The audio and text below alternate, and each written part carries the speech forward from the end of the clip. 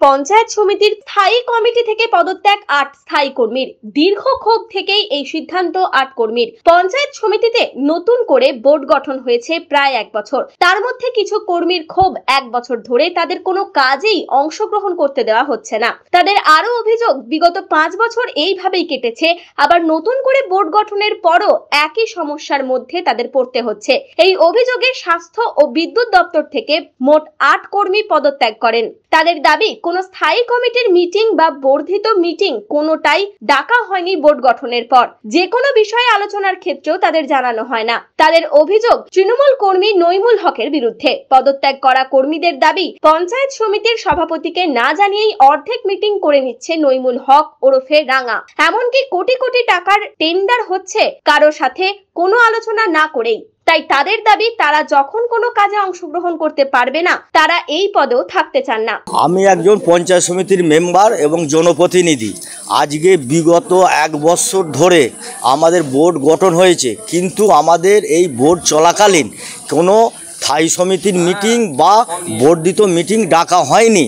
এবং এই যে ব্লকে যা চলছে, এখানে একমাত্র আমাদের নইমুল হক রাঙা, সে বিজেপিতে চলে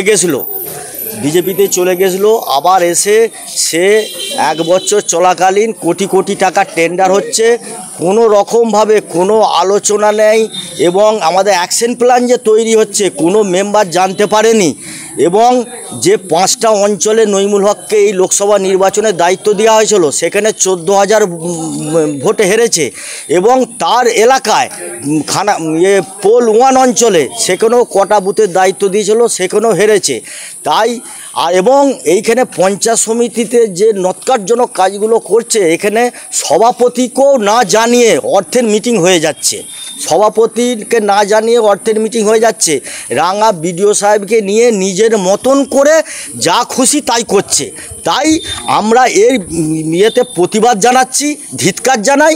এবং আমরা স্থায়ী সমিতি থেকে, আজকে আমি বিদ্যুতের একজন স্থায়ী সমিতির মেম্বার, আমি বিদ্যুৎ স্থায়ী সমিতি থেকে পদত্যাগ করলাম এবং স্বাস্থ্য থেকেও পদত্যাগ করলো। দুটো স্থায়ী সমিতি থেকে আমরা পদত্যাগ করলাম, ৮ জন আমরা পদত্যাগ করলাম। পদত্যাগ কর্মী মমতা গুছাইত বলেন, বিগত ৫ বছর এইভাবেই চলছে, আবারও শুরু হয়েছে একই সমস্যা। বোর্ডে থেকে যখন কাজ করতে পারবো না, বোর্ডে থাকতে চাই না। বিগত ৫ বছর এর আগেও পঞ্চায়েত সমিতির মেম্বার ছিলাম, কিন্তু সেইভাবে কোনো গুরুত্ব আমাকে দেওয়া হয়নি। কিন্তু এইবারও আবার আমাকে দল টিকিট দিয়েছিল, ফের আমরা জনপ্রতিনিধি হয়ে মানুষের ভোটে জিতে এসেছি, কিন্তু সেই আবার একই দেখতে পাচ্ছি, একই চলছে। আমি একটা স্থায়ী সমিতিতে রয়েছি, কিন্তু কোনো মিটিংয়েই এখনো পর্যন্ত কোনো মিটিংয়ে আমাদেরকে ডাকা হয়নি। আমি বিদ্যুৎ স্থায়ী সমিতিতে ছিলাম, কিন্তু কোনো মিটিংয়ে এখনও ডাকা হয়নি। বাকি কোনো কিছু জানতেই পাচ্ছি না, যেখানে আমার কি চলছে, কি হচ্ছে। এর আগে 5 বছর একই ছিল, হয়েছে, আমরা কোনো কিছুই জানতে পারছিলাম না। হ্যাঁ, সেই ক্ষোভেই আগে বলতে পারেন যে পদত্যাগটা করলাম। 5 বছর থেকে যদি কিছু কাজ করতে পারলাম না, আবার 8 থেকেই কি করব, সেই হিসাবে পদত্যাগ করে দিল। খানাকুল ১ নম্বর পঞ্চায়েত সমিতির সভাপতি শম্পা মাইতি বলেন, বোর্ড থেকে ৮ কর্মী পদত্যাগ করায় দুদিন হয়তো কাজ বন্ধ থাকবে, তবে যত শীঘ্র সম্ভব আবার নতুন করে বোর্ড গঠন করা হবে।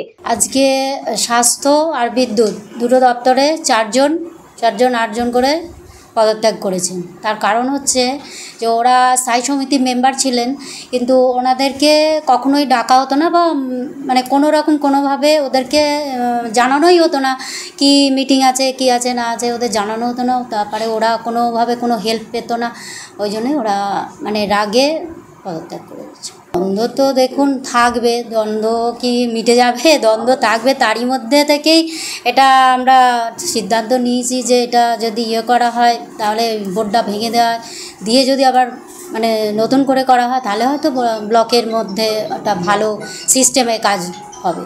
ওই জন্যই ওনারা এই সিদ্ধান্তটা নিয়েছে। প্রশাসনের আরও ভালো কাজের জন্যই এটা আমাদের করা হয়েছে। যদিও ঘটনা প্রসঙ্গে পঞ্চায়েত সমিতির পূর্ত কর্মাধ্যক্ষ নইমুল হক বলেন, এই বিষয়ে এখনো পর্যন্ত আমার কাছে কোনো লিখিত অভিযোগ আসেনি, তবে এই বিষয়ে সিদ্ধান্ত নেবে দল যা সিদ্ধান্ত নেবে আমরা তাই মাথা পেতে নেব। দেখুন, যে দুজনের নামে আমি শুনলাম, আমার কাছে এখনো কোনো লিখিত নেই, আপনাদের মাধ্যমেই শুনছি। কারণ যে দুজন কর্মাধ্যক্ষ সম্বন্ধে বলা হচ্ছে, সে দুজন কর্মাধ্যক্ষ নির্দিষ্টভাবে ভালো ছেলে, নতুন ছেলে।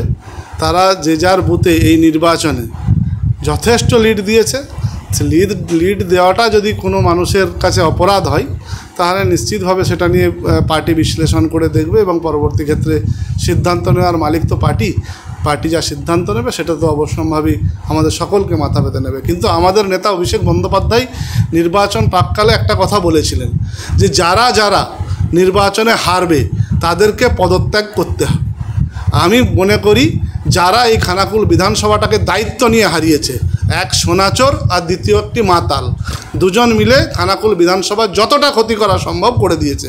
তাই তারা আগে নিজেদের জায়গা থেকে নিজেরা পদত্যাগ করুক, তারপরে দল বিশ্লেষণ করে যা সিদ্ধান্ত নেবে আমরা মাথা পেতে নেব। নিউজ আজ বাংলা, খানাকুল। তোর ছোঁয়ায় বদলে যায় মন, যতন করে সাজাবো আজ সুখী গৃহকোণ। মন পছন্দের শেষ কথা মানি লোকপ্রিয় মার্বেল অ্যান্ড হার্ডওয়্যার, সততাই আমাদের মূলধন। Marble, tiles, bath fitting, submersible, নল ফিটিংস, এখানে পাবেন সমস্ত পরিষেবা। আমাদের ঠিকানা ঘোষপুর, রামপ্রসাদ, হুগলি। যোগাযোগ 8170926495 অথবা 7363023971। তাহলে আর দেরি কেন, আজই আসুন লোকপ্রিয় মার্বেল অ্যান্ড হার্ডওয়্যারে।